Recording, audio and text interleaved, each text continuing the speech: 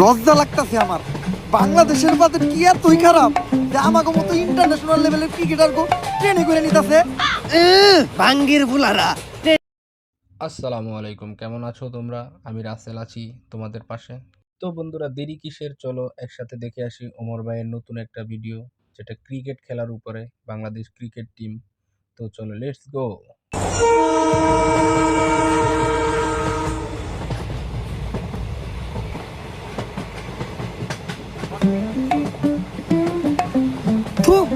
লজ্জা লাগতাছে আমার।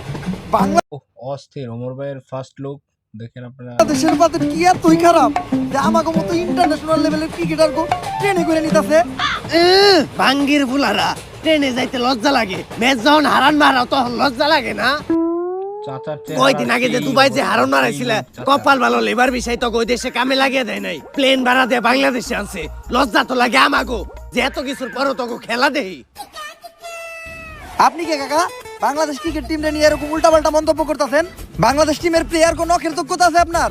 ক্রিকেট খেলা সম্বন্ধে আপনি কি বুঝেন? বাতিজে, আমিও একজন খেলোয়াড়, হয়তো বা ক্রিকেট খেলা তেমন একটা পারি না, কিন্তু যেই খেলা পারি ওই খেলা তুমগো থেকে অনেক ভালোই পারি।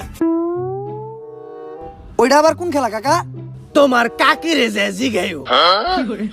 দেখ, এত অপমান সহ্য করা যায় না। মনটাই চাইতেছে ক্রিকেট খেলা বাদ দিয়া কুতকুত খেলা শুরু করি। বাদ চাই বাতিজে, কুতকুত খেলাই যাও না। কুতকুত খেলাটা অন্তত বাংলাদেশের মেয়েরা খুব ভালোভাবেই খেলতাছে, তোমরা কুতকুত খেলাই যায় কুতকুত খেলাটারে ডুবাইও না। কাকা এত দুর্বল মনে করেন না আমা করে। টি-20 বিশ্বকাপের ফাইনাল খেলতে যাইতাছি, তাও আবার ইন্ডিয়ার লগে।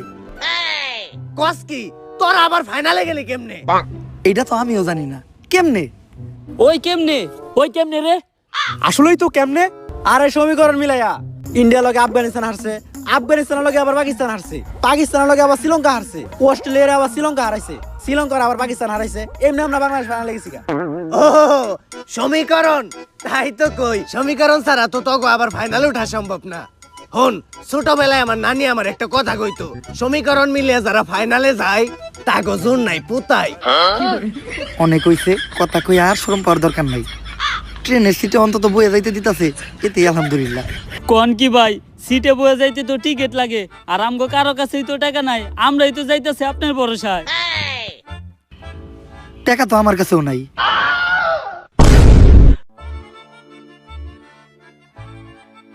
যা একটু মান সম্মান আছিল ওইটাও গেল। আরে চাইলেই বয়ে যাইতে পারতাম, কিন্তু খারায় দেওয়া স্বাস্থ্যের পক্ষে ভালো।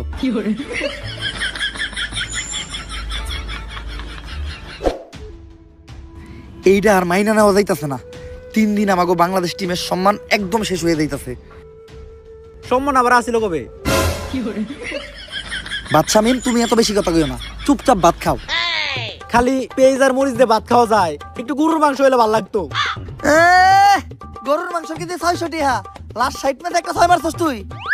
শান্ত ভাই, লাস্ট 60 ম্যাচে তো আপনি একটা 6 মারেন নাই। ওই কালু সম্মান দিয়ে কত শান্ত ভাই আমকো ক্যাপ্টেন।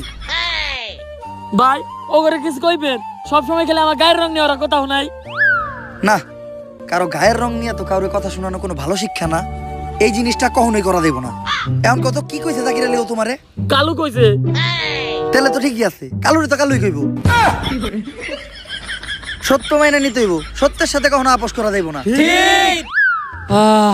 দুঃখের বিষয় হলো বাংলাদেশ টিমও একটা ভালো ক্যাপ্টেন পায় নাই। কিরে তোরা সবাই ঠিক কইলি কা? ভাই সত্য মেনে নিতে হইব, সত্যের সাথে কখনো আপোষ করা যাবে না। আসল কথায় আয়, সমীকরণ মিলায় হইলো বাংলাদেশ এবার টি-20 ওয়ার্ল্ড কাপের ফাইনালে চলে গেছে।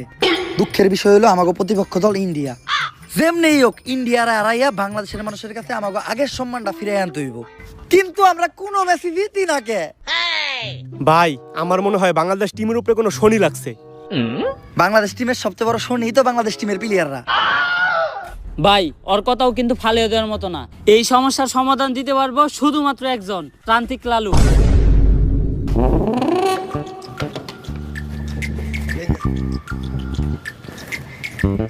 বাবা আমরা তো খেলতে পারি না, একটা সমাধান দেন।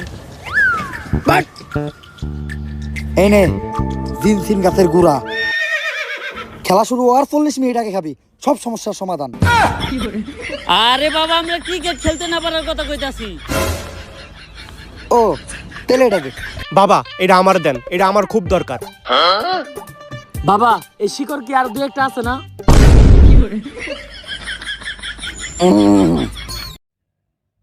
তো বন্ধুরা আমার চ্যানেলটা একদমই নতুন, যার সামনে যায় একটু প্লিজ দয়া করে সাবস্ক্রাইব করে দিবেন। তো বন্ধুরা আজকের ভিডিওটা কেমন লাগলো একটা কমেন্ট করে দিবেন আর পাশে থাকবেন। ধন্যবাদ। আসসালামু আলাইকুম।